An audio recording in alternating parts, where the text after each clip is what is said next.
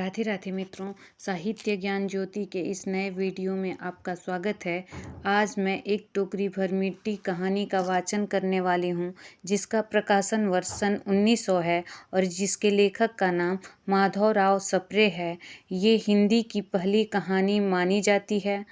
एक श्रीमान जमींदार के महल के पास एक गरीब अनाथ विधवा की झोपड़ी थी। जमींदार साहब को अपने महल का हाता उस झोपड़ी तक बढ़ाने की इच्छा हुई। विधवा से बहुतेरा कहा कि अपनी झोपड़ी हटा ले, पर वह तो कई जमाने से वहीं बसी थी। उसका प्रिय पति और इकलौता पुत्र भी उसी झोपड़ी में मर गया था। पतोहू भी एक 5 बरस की कन्या को छोड़कर चल बसी थी। अब यही उसकी पोती इस वृद्ध काल में एकमात्र सहारा थी। अब उसे अपनी पूर्व स्थिति की याद आती तो मारे दुख के फूट फूट कर रोने लगती। और जब से उसने अपने श्रीमान पड़ोसी की इच्छा का हाल सुना, तब से वह मृत प्राय हो गई थी। उस झोपड़ी में उसका मन लग गया था कि बिना मरे वहाँ से वह निकलना नहीं चाहती थी। श्रीमान के सब प्रयत्न निष्फल हुए। तब वे अपनी जमींदारी चाल चलने लगे।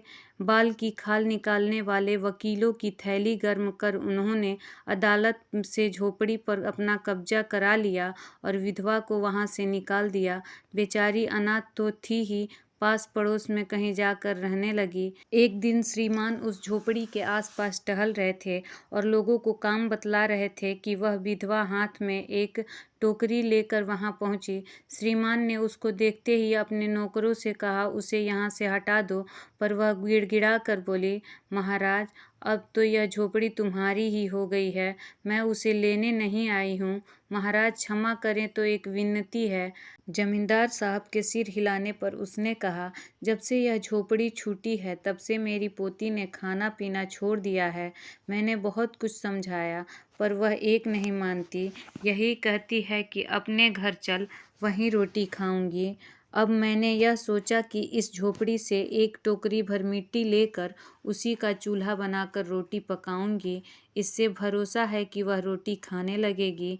महाराज, कृपा करके आज्ञा दीजिए तो इस टोकरी में मिट्टी ले आऊं। श्रीमान ने आज्ञा दे दी। विधवा झोपड़ी के अंदर गई। वहां जाते ही उसे पुरानी बातों का स्मरण हुआ और उसकी आंखों से आंसू की धारा बहने लगी। अपने आंतरिक दुख को किसी तरह संभाल कर उसने अपनी टोकरी मिट्टी से भर ली और हाथ से उठाकर बाहर ले आई। फिर हाथ जोड़कर श्रीमान से प्रार्थना करने लगे, महाराज, कृपा करके इस टोकरी को जरा हाथ लगाइए, जिससे उसे अपने सिर पर धर लूं। जमींदार साहब पहले तो बहुत नाराज हुए, पर जब वह बार बार हाथ जोड़ने लगी और पैरों पर गिरने लगी तो उनके मन में कुछ दया आ गई।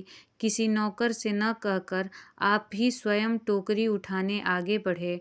ज्यों ही टोकरी को हाथ लगाकर ऊपर उठाने लगे, त्यों ही देखा कि यह काम उनकी शक्ति से बाहर है। फिर तो उन्होंने अपनी सब ताकत लगाकर टोकरी को उठाना चाहा, पर जिस स्थान पर टोकरी रखी थी वहां से वह एक हाथ भी ऊंची न हुई। वह लज्जित होकर कहने लगे, नहीं, यह टोकरी हमसे न उठाई जाएगी। यह सुनकर विधवा ने कहा, महाराज, नाराज न हो, आपसे एक टोकरी भर मिट्टी नहीं उठाई जाती, और इस झोपड़ी में तो हजारों टोकरियां मिट्टी पड़ी है।